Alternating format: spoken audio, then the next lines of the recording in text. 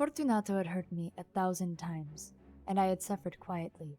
But then I learned that he had laughed at my proud name, Montresor, the name of an old and honored family. I promised myself that I would make him pay for this, that I would have revenge.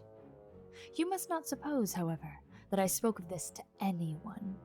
I would make him pay, yes, but I would act only with the greatest care. I must not suffer as a result of taking my revenge. A wrong is not made right in that manner, and also the wrong would not be made right unless Fortunato knew that he was paying and who was forcing him to pay. I gave Fortunato no cause to doubt me.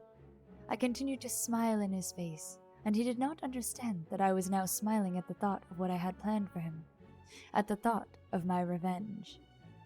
Fortunato was a strong man, a man to be feared, but he had one great weakness. He liked to drink good wine, and indeed he drank much of it. So he knew a lot about fine wines, and proudly believed that he was a trained judge of them. I, too, knew old wines well, and I bought the best I could find. And wine, I thought. Wine would give me my revenge. It was almost dark one evening in the spring, when I met Fortunato in the street alone. He spoke to me more warmly than was usual, for already he had drunk more wine than was good for him. I acted pleased to see him, and I shook his hand, as if he had been my closest friend. "Fortunato, how are you?" "Montresor, good evening, my friend." "My dear Fortunato, I am indeed glad that I have met you. I was just thinking of you, for I have been tasting my new wine. I have bought a full cask of a fine wine which they tell me is Amontillado. But Amontillado? Quite impossible." "I know. It does not seem possible. As I could not find you, I was just going to talk to Lucrezi. If anyone understands wines, it is Lucrezi. He will tell me." "Lucrezi? He does not know one wine from another." "But they say he knows as much about wines as you know." "Oh, come, let us go." "Go where?" "To your vault, to taste the wine." "No, my friend, no. I can see that you are not well, and the vaults are cold and wet." "I do not care. Let us go. I'm well enough. The cold is nothing." "Amontillado, someone is playing games with you. And Lucrezi? Ha! Lucrezi knows nothing about wines, nothing at all." As he spoke, Fortunato took my arm, and I allowed him to hurry me to my great stone palace, where my family, the Montresors, had lived for centuries. There was no one at home. I had told the servants that they must not leave the palace, as I would not return until the following morning, and that they must care for the place. This, I knew, was enough to make it certain that they would all leave as soon as my back was turned. I took down from their places on the wall 2 brightly burning lights. I gave one of these to Fortunato, and led him to a wide doorway. There, we could see the stone steps going down into the darkness.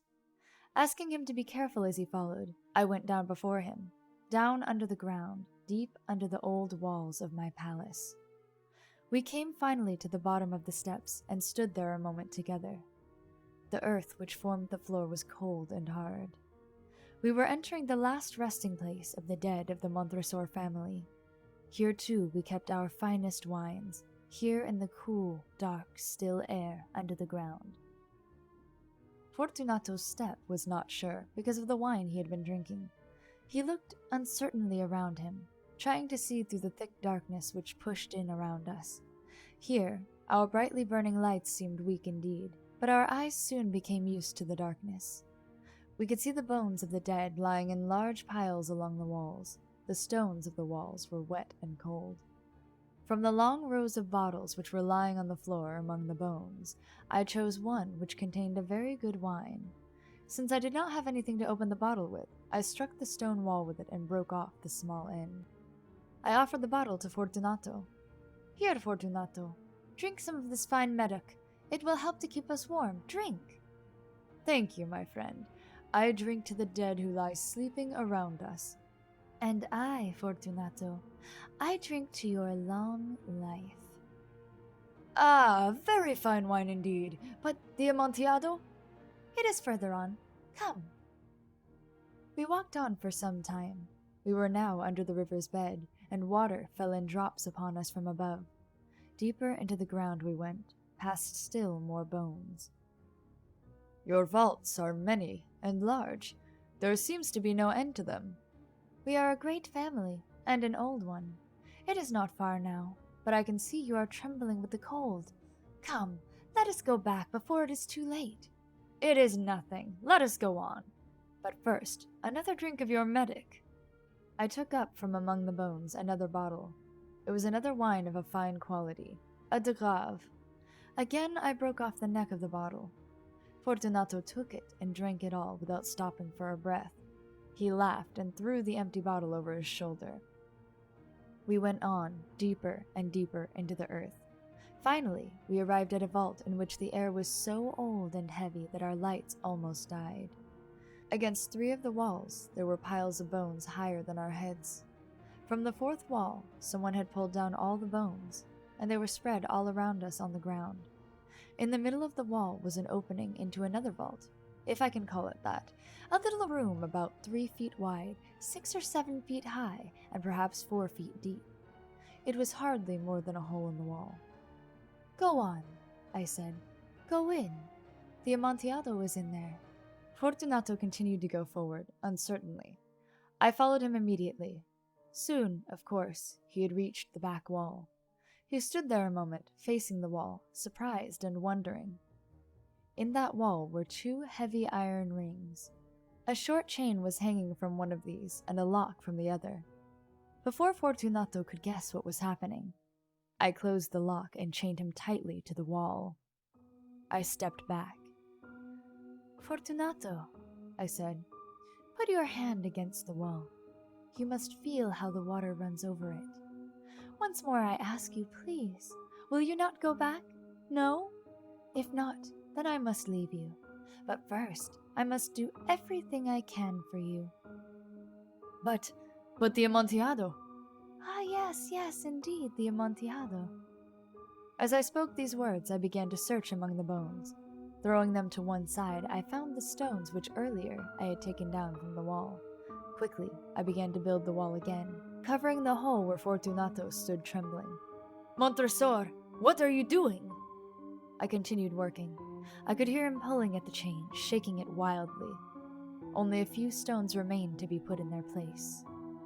Montresor, this is a very good joke indeed. Many times we will laugh about it, as we drink our wine together. Of course, as we drink the Amontillado. But is it not late? Should we not be going back? They will be expecting us. Let us go. Yes, let us go. As I said this, I lifted the last stone from the ground. Montresor, for the love of God! Yes, for the love of God!